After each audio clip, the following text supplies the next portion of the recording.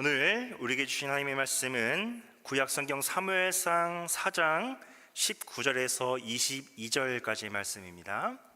사무엘상 4장 19절에서 22절까지의 말씀, 우리 함께 합독해서 읽도록 하겠습니다. 시작.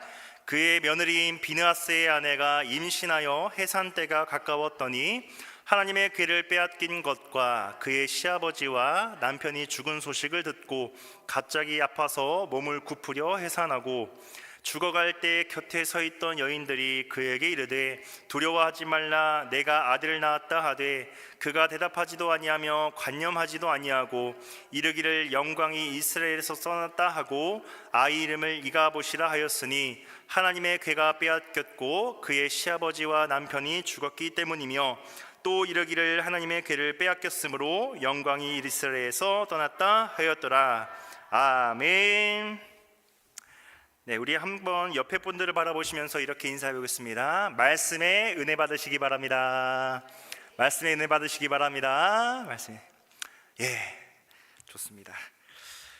우리 그리스도인들이라면 반드시 우리는 하나님 앞에 쓰임 받는 신앙 생활을 해야 합니다. 그러나 우리 많은 그리스도인들이 하나님께 쓰임 받기는커녕 오히려 버림을 받아서 철저히 이방인들의 발에 밟히는 비참 가운데 처할 때가 많습니다. 그래서 예수님께서 그 우려하신 결과를 맞는 그 그리스도인들이 많이 있을 것 같습니다. 마태복음 5장 13절에 예수님께서 이렇게 말씀하십니다. 너희는 세상의 소금이니 소금이 만일 그 맛을 잃으면 무엇을 짜게 하리요? 후에는 아무 쓸데없어 다만 밖에 버려져 사람에게 밟힐 뿐이니라 라고 말씀하고 있습니다. 자, 그러면 우리 그리스도의 그 예수님의 보혈로 값주고 산 우리들이 왜 이렇게 실패한 인생들을 살아갈까요? 우리 수십 년 동안 신앙생활 또 인생을 사시면서 여러 삶의 어려움과 고난들 또 실패들이 여러 있었을 것입니다. 성경은 그 답을 한 개로 요약하고 있습니다. 바로 우리 안에 죄가 있기 때문이다 라고 말씀을 하고 있습니다. 우리가 거룩을 이루지 못하였기 때문이라는 것입니다. 거룩이 무슨 뜻입니까? 구별된 삶을 말하고 있습니다. 그러니까 우리 그리스도인들은 세상과 구별된 삶을 살아야 됩니다. 맞습니까? 그런데 오히려 우리 한국교회 수많은 성도들이 세상의 문화에 휩쓸려 세상의 문화가 우리 교회에 스며들어서 뭔가 그리스도인답지 못하게 사는 그러한 문화 가운데 지금 우리가 신앙생활하고 있습니다. 사랑하는 성도 여러분, 우리가 죄 가운데 있을 때 하나님은 우리를 떠나시고 우리가 죄 가운데 있을 때 우리의 영원한 원수인 사탄마귀가 우리를 계속해서 짓밟는 것입니다. 그러므로 이 죄라는 것은 매우 심각한 것입니다. 우리를 가장 비참하게 수치스럽게 만드는 것은 그 어떤 것이 아니라 바로 죄입니다. 나아가 우리 하나님의 영광을 땅바닥에 떨어뜨려서 모독을 돌리는 것도 우리들의 죄입니다. 오늘 본문에 보니까 이스라엘 백성들이 블레셋과의 전투가 있었습니다. 홈니와 비느하스가 그 제사장이죠. 홈니와 비느하스, 엘리 제사장의 두 아들이 언약궤를 들고 블레셋과의 전투에 참여를 합니다. 블레셋 사람들도 당시 그 하나님의 궤 언약궤를 굉장히 무서워했습니다. 언약궤가 등장하는 것만으로 블레셋 사람들이 두려워서 떨었습니다.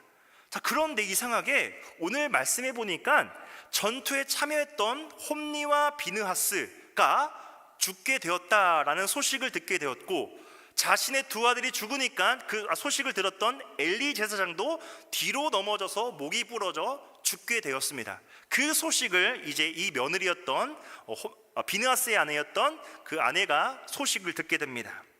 그것이 이제 오늘 본문의 배경인데, 아무튼 이 홈니와 비느하스, 이 엘리 제사장의 가족들에 대해서 우리가 오늘 말씀을 좀 짧게 살펴봤으면 좋겠습니다. 아까 말씀을 드렸던 것처럼 이스라엘과 블레셋과의 전투, 그러니까 하나님의 임재가 있는 하나님의 궤를 들고 전투에 참여했습니다. 자, 그러면 우리가 생각할 때에 하나님의 궤가 있는 그 언약궤를 들고 전쟁에 나갔다면 100% 승리의 가능성이 있지 않습니까?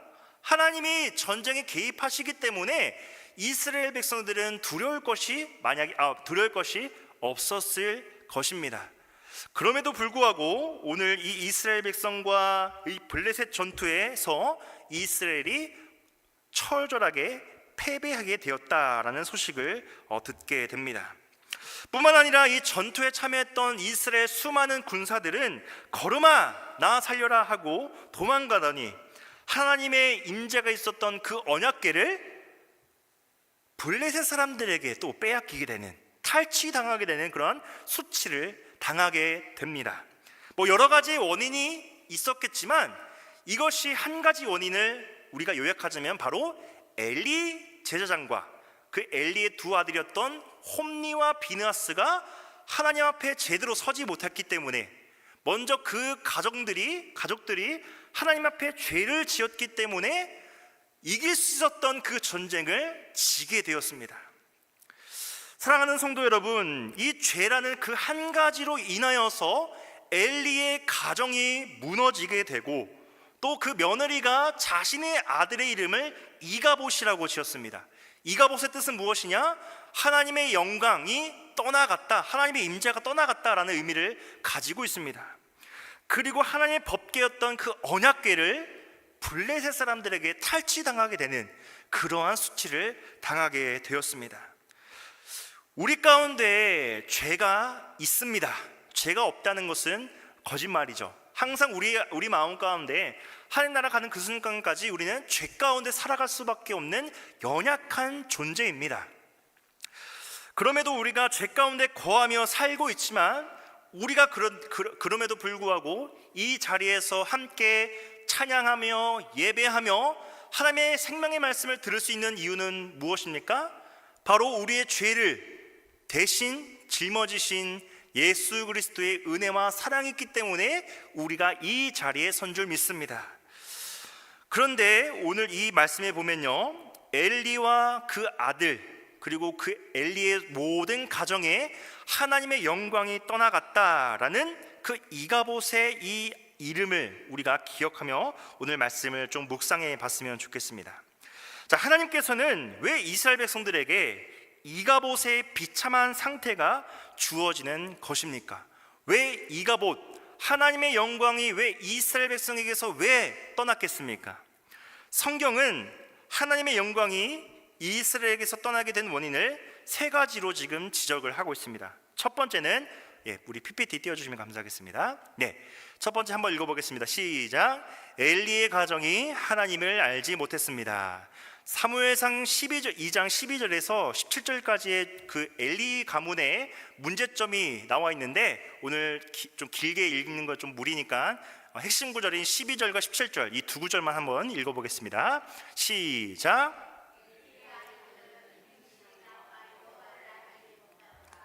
이 소년들의 죄가 여호와 앞에 심히 크면 그들이 여호와의 제사를 멸시함이었더라. 아멘. 2장 12절부터 17절까지 6구절이나 되는 그 6구절을 볼 때에 이 엘리와 엘리의 두 아들의 문제점을 자세하게 기록을 하고 있습니다. 엘리 제사장은 먼저 한 가정의 아버지로서 그 가정의 거룩을 지켜야 되고, 또한 자신의 직분이었던 제사장, 성전의 거룩을 지켜야 되는 의무가 있었습니다. 그런데 이 엘리는 이 두 가지에 있어서 매우 게으른 자였습니다. 엘리는 기도와 말씀에 매우 게을렀고, 또 노쇠한 가운데서 영적인 그러한 감각이 마비되었음을 고백하고 있습니다. 심지어 사무엘상 2장 22절부터 25절까지 보면요, 엘리 제사장이 이 홈니와 비느하스가 회막문에서 수종드는 여인과 동침하는 그러한 더러운 죄까지 저지르게 되었습니다. 그러니까 한 가지 죄도 모자랄 판에 그 수종들었던 여인을 겁탈하는 그런 죄까지 저지르게 되었습니다. 그럼에도 불구하고 이 엘리 제사장은 아버지로서 그 아들들을 훈육하거나 뭐라고 해야 되는데 전혀 한마디도 하지 않습니다. 그럼에도 불구하고 회개하지 않고 그 마음이 점점 완악한 상태에서 계속해서 죄를 짓게 됩니다. 하나님은 그래도 그 엘리 제사장과 그의 아들들에게 수많은 기회와 죄를 뉘우칠 수 있는 그런 시간들을 주었을 것입니다. 그럼에도 불구하고 이 가정은 끝까지 하나님 앞에 나아가지 않았고 회개하지 않았습니다. 죄 가운데 계속해서 그들의 삶을, 그들의 인생을 살아왔습니다. 우리는 사무엘상 2장에서 이 엘리의 가정이 타락하는 과정과 하나님께서 그 엘리의 가정을 심판하시는 과정을 보게 됩니다. 먼저 이 엘리 제사장의 그 안일함과 완악함을 통하여서 가정의 타락으로 이어지게 되었습니다. 그러면서 제일 먼저 이 가정의 타락에서 나타나는 현상은 무엇이냐? 여호와 하나님을 알지 못했다라는 것입니다. 여호와 하나님을 알지 못하니까 자신의 직분이었던 제사, 하나님께 예배드려야 되는 그 직분을 망각하고 제사장으로서 거룩한 삶을 살지 못했습니다. 하나님을 경외하는 그런 삶을 살아가야 되는데 이 엘리와 그 두 아들은 그렇게 살지 않았습니다. 아무튼 이 이가봇의 첫째 원인은 무엇이냐? 하나님의 영광이 이스라엘에게서 떠난 이유가 무엇이냐? 바로 엘리의 가정이 하나님을 알지 못한 상황에서 예배를 드렸다라는 것입니다. 오늘날로 말하자면요, 목자가 장로님들이 영적으로 죽어 있으면 교회가 이가봇 현상이 나타날 것입니다. 가정이라면 부모가 영적으로 죽어 있을 때에 이가봇 현상이 그 자녀들에게까지 임하게 될 것입니다. 사랑하는 우리 영진교회와 수많은 성도님들의 한 가정 한 가정이 하나님의 은혜 안에 거하면서 날마다 감사하는 삶을 사는 우리 모든 성도님들이 되시기를 주님의 이름으로 축복합니다. 자, 두 번째는 무엇이냐? 하나님의 말씀이 회귀하였습니다. 우리 3장 1절을 한번 읽겠습니다. 시작. 아이 사무엘이 엘리 앞에서 여호와를 섬길 때에는 여호와의 말씀이 회귀하여 이상이 흔히 보이지 않았더라. 아멘. 자, 이 구절을 보니까 하나님의 말씀이 매우 회귀하였다라고 말하고 있습니다. 하나님의 말씀을 가르치는 자도 없었고 배우는 자도 없었다라는 것입니다. 이 하나님의 뜻이 무엇인지 전혀 아는 자가 없었습니다. 하나님의 말씀에 이스라엘 백성 모두가 무지하였습니다. 엘리 제사장 시대에 하나님의 말씀이 회귀하였고 이상이 흔히 보이지 않았다라는 것은 무엇이냐? 마치 눈이 어두워진 엘리 제사장과도 같이 전 이스라엘 백성들이 소경의 상태가 되었고, 즉 영적인 암흥 상태에 있었다라는 것을 의미하고 있습니다. 이러한 교회와 나라에 있어서는 하나님의 영광은 함께 거할 수 없는 것입니다. 사랑하는 성도 여러분, 이 땅의 그리스도인들이 하나님의 말씀을 붙잡고 살아갈 때 그 사회는 건강합니다. 그 교회는 건강합니다. 그 가정은 건강합니다. 그런데 그리스도인들마저 하나님의 말씀에 대하여서 관심이 없고 오히려 세상의 문화와 세상의 부귀영화를 누리려고 하나님의 말씀을 합리화하면서 자기 멋대로, 내 멋대로 해석할 때가 많이 있습니다. 그 예시가 무엇입니까? 주일 예배를 우리가 거룩히 드려야 됩니다. 옛날에는 어떻습니까? 10년 전, 20년 전만 해도요, 주일 예배를 빠지는 것은 정말 죄를 짓는 것으로 우리가 여기지 않았습니까? 그런데 오늘날의 문화는 어떻습니까?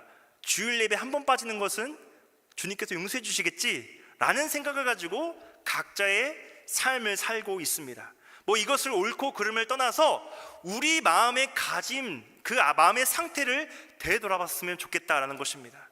왜 우리가 교회를 봉사하고, 왜 교회 사역을 하고, 왜 우리가 교회를 세우고 있습니까? 여러 가지 이유가 있겠지만 하나님의 영광을 위해서 우리가 지금 사역을 하고 있지 않습니까? 목자로서, 집사로서, 전도사로서, 장로로서, 직분자로서 우리가 왜 세움을 받았습니까? 하나님께서 우리를 세우셨기 때문에 하나님께 영광을 올려드리기 위해서 이 자리에 있지 않습니까? 그런데 왜 우리는 그러한 하나님의 은혜와 사랑에 감사하지는 못할지언정 왜 우리는 세상의 문화에 합리화시키면서 우리의 인생을 살고 계십니까? 지금 이 순간이라도 우리가 주님 앞에 다시 한 번 더 되돌아보길 소망합니다. 오늘날 많은 현상들이 이가봇 현상이 많이 보여지게 됩니다. 하나님의 영광이 점점 떠나는 그런 세대 가운데 우리가 살아가고 있습니다. 그러면 그 이후에는 하나님의 심판 외에는 아무것도 남지 않게 됩니다.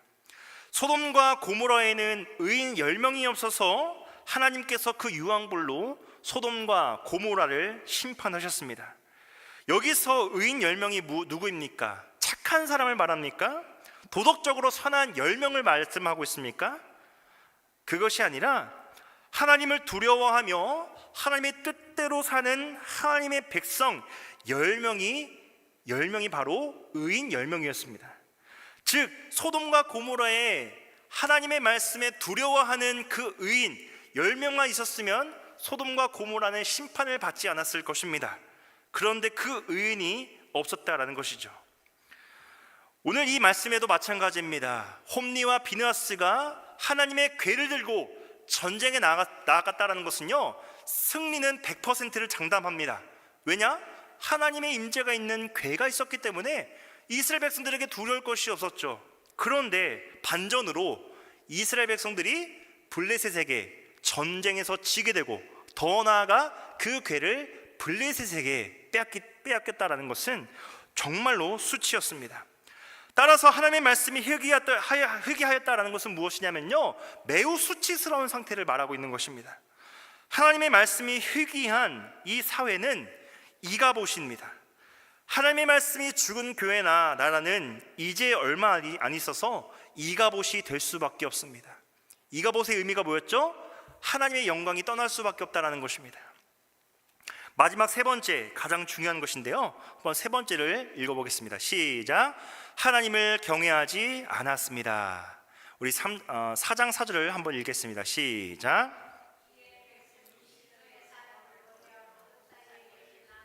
여호와의 언약궤를 거기서 가져왔고 엘리의 두 아들 홈리와 비나스는 하나님의 언약궤와 함께 거기에 있었더라. 아멘. 자, 홈리와 비나스는 하나님을 경외하지 않았음을 오늘 이 4장 4절의 말씀을 통하여서 발견하게 됩니다. 심지어 전쟁이 나서 벌써 하나님의 심판이 나타났음에도 이 두 아들은 하나님께 전혀 회개하지 않았습니다. 사실 오늘 이 사건은요, 갑자기 발생한 사건이 아닙니다. 왜 하나님의 궤가 있는 그 전쟁터에서 왜 지게 하셨을까? 단지 그냥 그 현상으로만 끝나는 것일까요? 아니죠. 바로 그 전에 엘리 제사장에게 하나님께서 미리 경고하신 말씀이 있습니다. 그 말씀이 사무엘상 2장 27절에서 34절까지 말씀인데 말씀을 읽지는 않겠지만 아무튼 이 하나님께서 엘리 제사장에게 미리 경고를 하였습니다. 심판하겠다라는 그러한 말씀들을 2장 27절에서 34절까지 말씀했는데, 그러나 이러한 말씀을 들었음에도 불구하고 엘리와 그의 두 아들이 회개하였다라는 구절이 한 개도 등장하지 않습니다. 만일 이들이 베개를 적시면서, 아니 그냥 엘리만 단 한 명만 자신의 가정을 위해서 나의 죄를 용서해달라고 기도했다면 엘리의 가정은 절대로 무너지지 않았을 것입니다. 그런데 단 한 명도 하나님께 나아가지 않았습니다. 엘리가 진심으로 회개하고 나아갔다면, 아니 그 두 아들이었던 홈리와 비나스 중에 한 명만이라도 하나님께 나아갔다면 그 가정이 멸망의 길로, 심판의 길로 가지 않았을 것입니다. 죄 가운데 계속 지내다 보니까 회개도 하지 않고 그냥 그대로 죄 가운데 머물러 있는 상태에서 이 엘리의 가정은 점점 무너지게 됐고, 아무리 언약궤를 들고 전쟁에 나간다 한들 오히려 패배와 심판을 맛보게 되는 그러한 결과를 안게 되었습니다. 이 얼마나 가증스러운 일입니까? 이들은 하나님의 능력을 알았습니다. 그러니까 언약궤를 들고 전쟁에 나갔겠죠. 그런데 그 언약궤를 들었을 때 거룩한 마음을 들고 하나님께 나아갔다면 먼저 회개가 나왔을 것입니다. 제발 하나님, 나의 죄를, 나의 가정의 죄를, 실수를 용서해 주시고 다시 한 번 더 새로운 마음으로 내가 전쟁에 나가겠습니다 라는 그러한 결단과 기도를 했을 텐데 이 가정에 단 한 명도 그렇게 나아가지 못했습니다. 이들은 하나님의 능력을 이용하려고만 했습니다. 하나님의 그 은혜와 그 축복을 오히려 역이용하여서 자신의 이득을 취하려고 했습니다. 하나님을 두려워하는 마음이 없었습니다. 하나님을 경외하는 마음이 없었습니다. 정말로 하나님을 경외하는 마음이 있었다면, 하나님을 두려워하는 마음이 있었다면 감히 하나님의 궤를, 자신의 상태를 알면서 하나님의 궤를 들고 전쟁에 나아가지 않았을 것입니다. 이들이 하나님의 말씀에 매우 회귀하였고 경외하지 않았기 때문에 감히 하나님의 궤를 들고 전쟁에 나아갔던 것입니다. 사랑하는 우리 영진교회 성도 여러분, 오늘 본문에서 가장 중요한 두 단어가 서로 연결되어서 등장을 하고 있습니다. 오늘 19절부터 22절까지 짧은 구절에 6번이나 되는 되풀이되는 단어가 무엇이냐? 바로 하나님의 궤라는 단어입니다. 그리고 이 하나님의 궤라는 단어와 관련되어서 반복되는 단어가 무엇이냐? 하나님의 영광이라는 두 단어가 반복이 많이 되어 있습니다. 그리고 마지막으로 하나님의 궤가 떠남으로써 하나님의 영광이 떠났다라고 결론을 내리고 있습니다. 이에 슬픈 가운데 엘리의 며느리가 새로 갓 태어난 갓난아기에게 이가봇이라는 이름을 지어준 것입니다. 아까 앞서 말씀드렸다시피 하나님의 궤는 하나님의 영광을 상징합니다. 하나님의 임재를 상징합니다. 그런데 이 가장 큰 비극이 무엇입니까? 또 여러분의 인생에 있어서 가장 큰 비극은 무엇입니까? 돈이 없는 것입니까? 명예가 없는 것입니까? 그것이 아니죠. 우리의 가장 큰 비극은 무엇이냐? 하나님께서 우리를 떠나시는 것이 바로 우리에게 있어서 가장 큰 비극입니다. 그런데 우리가 착각하는 것은 무엇이냐? 자녀들이 좋은 대학에 들어가지 못한 것이 비극이고, 나를 알아주지 않는 가족들이 비극이고, 나의 건강을 잃어서 비극이고, 나의 돈이 없어서 비극이고, 이것이 비극인 줄 알고 있습니다. 그런데 우리 그리스도인의 참 비극은 무엇이냐면요, 바로 하나님이 우리를 떠나시는 것이 바로 가장 큰 비극입니다.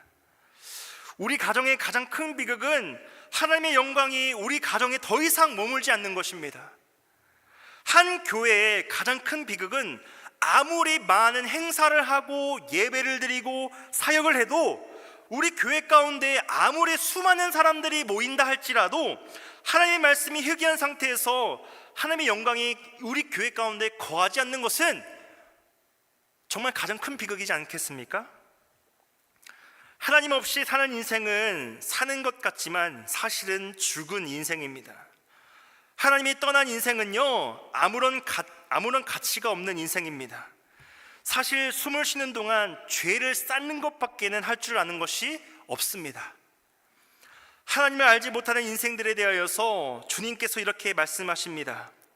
하나님이 떠나고 없는 너의 인생, 이 세상이 너가 나지 않았더라면 더 좋았을 뻔하였구나. 에스겔 10장을 보면요, 하나님의 영광이 예루살렘 성전을 떠나는 장면이 나옵니다. 제가 한번 읽어보겠습니다. 에스겔 10장 18절에서 19절입니다. 있네요. 한번 읽어보겠습니다. 시작.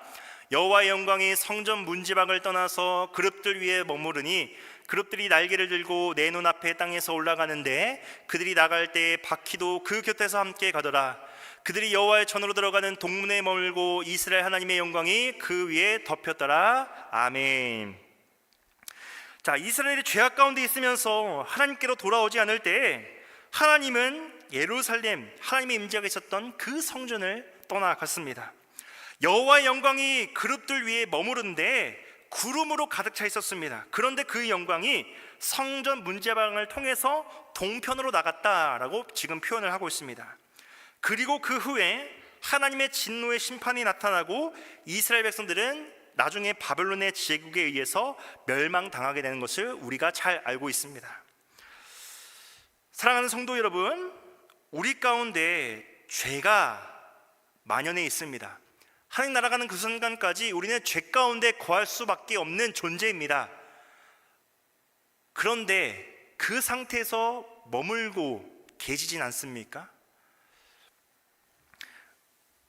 죄 가운데 있는 우리들을 구원하실 그 유일하신 분은 누구십니까? 바로 예수 그리스도이십니다. 예수 그리스도의 십자가의 보혈로 말미암아 우리가 힘입어 나아가고 힘입어 예배하는 우리 영진교회, 또 우리 모든 성도님들이 되었으면 좋겠습니다. 이 비느하스의 아내가 마지막 죽기 전에 자신의 아들의 이름을 이가봇이라고 지었을 때 어느 어머니가 그 자신의 아들의 이름을 그렇게 짓고 싶었겠습니까? 그런데 자신의 아들의 이름을 하나님의 영광이 떠났다라는 이름으로 그 이가봇이라는 이름을 짓고 자신을 죽게 됩니다. 이가봇이라는 이름을 지닌 이 아기 입장에 우리가 한번 되어봅시다. 순진하게 태어난 이 한 아기가 하나님의 영광이 떠났다라는 이름을 가지고 태어났습니다. 그 아이의 인생은 어떻겠습니까? 사람들은 그 아이를 부를 때마다 어떤 생각을 했겠습니까? 이 이가봇이라는 그 사람 역시 십자가상에서 주님의 백성을 대신하여서 하나님의 심판의 메시지가 되신 예수 그리스도를 예표하고 있습니다. 십자가상에서 살아계셨던 그 예수 그리스도는 분명히 이가봇 그 자체였습니다. 그러나 예수님은 누구십니까? 예수님은 하나님의 영광의 본체이십니다. 우리 빌립보서 2장 6절에서 8절의 말씀을 한번 읽어보겠습니다. 시작. 그는 근본 하나님의 본체시나 하나님과 동등됨을 취할 것으로 여기지 아니하시고 오히려 자기를 비워 종의 형체를 가지사 사람들과 같이 되셨고 사람의 모양으로 나타나사 자기를 낮추시고 죽기까지 복종하셨으니 곧 십자가에 죽으심이라. 아멘. 저와 우리 성도님들의 죄로 인하여서 스스로 이가봇이 되었던 분이 바로 예수 그리스도이십니다. 하나님의 영광이신 예수님께서 친히 그 십자가에 못 박히셔서 우리의 죄를 말끔히 씻어주시고 해결해 주셨습니다. 그런데 그 은혜를 우리가 망각하고 그 은혜를 오히려 역이용하여서 지금 살고 있지는 않습니까? 정말로 우리가 하나님의 영광을 다시 찾는 길로 우리가 걸어갔으면 좋겠습니다. 예수님께로 진심으로 돌아가는 우리 성도님들이 되시기를 소망합니다. 우리를 대신하여서 이가보신 그 십자가를 바라보면서 그 십자가에서 우리를 영원토록 사랑하신 예수 그리스도를 의지하고 믿는 것이 우리의 신앙생활인 줄 믿습니다. 요한복음 1장 14절을 읽고 이제 말씀을 마무리하도록 하겠습니다. 요한복음 1장 14절입니다. 말씀이 육신이 되어 우리 가운데 거하심에 우리가 그의 영광을 보니 아버지의 독생자의 영광이요 은혜와 진리가 충만하더라. 아멘. 그러므로 우리는 하나님의 영광을 붙들기 위해 예수 그리스도와 그분의 십자가를 믿어야 할 줄 믿습니다. 또한 그분의 새 언약인 그 복음을 놓치지 않기 위해서 하나님의 언약궤를 다시 찾아와야 됩니다. 즉 말씀이 되어서 육신이 되신 그 예수 그리스도를 의지하고 붙드는 것뿐만 아니라 그 말씀을 담은 하나님의 궤인 이 성경의 말씀으로 돌아가야만 하나님의 영광이 우리 가운데, 우리 가정 가운데, 우리 영진교회 가운데, 우리 대한민국 가운데 다시 회복될 줄 믿습니다. 그런데 사무엘서를 또 다시 한번 묵상해 보면요, 마지막에 또 마무리가 조금 또 의미심장합니다. 사무엘상 8장 1절에서 3절에 보면요, 그 의로웠던 사무엘의 자녀들도 엘리의 아들들과 똑같은 모습으로 묘사하고 있습니다. 한번 8장 1절부터 3절까지 읽어보겠습니다. 시작. 사무엘이 늙어서 자기 아들들을 이스라엘의 재판관으로 삼으니 이제 그의 아들의 이름은 요엘이요 둘째 아들의 이름은 아비아더라. 그들이 브엘세바에서 재판관이 되니라. 그의 아들들이 그의 길들로 걷지 아니하고 옆으로 돌이켜 이익을 추구하며 뇌물을 취하고 잿반을 굳게 하니라. 네, 참 씁쓸하죠. 네, 홈리와 비느하스의 사건을 직접 보았을 것이고 또 교훈으로 삼았을 사무엘이 자신의 두 아들에 대해서 자신의 그 신앙교육을 제대로 하지 않았던 것으로 보여집니다. 그만큼 우리 신앙의 유산, 믿음의 유산을 정말로 잘 남기셔야 됩니다.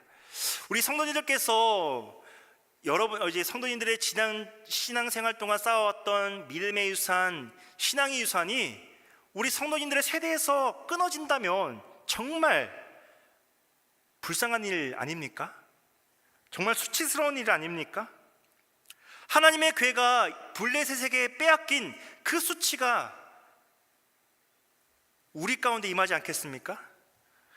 그러므로 우리 영진교회 우리 모든 신앙의 어른들이 우리 자녀 세대들, 손주 세대들을 위해서 정말로 제대로 된 신앙의 유산, 믿음의 유산을 남기셔야 합니다. 먼저 우리 자신이 하나님의 말씀 앞에, 예수 그리스도의 복음 앞에 철저하게 나아가시기를 간절히 소망합니다. 예배를 게을리하지 마시고요, 신앙생활을 게을리하지 마시고 하나님의 말씀을 묵상하는 것을 게을리하지 마시고 정말로 하나님 앞에 진심으로 나아가는 우리 영진교회 공동체가 되기를 주님의 이름으로 간절히 축복합니다.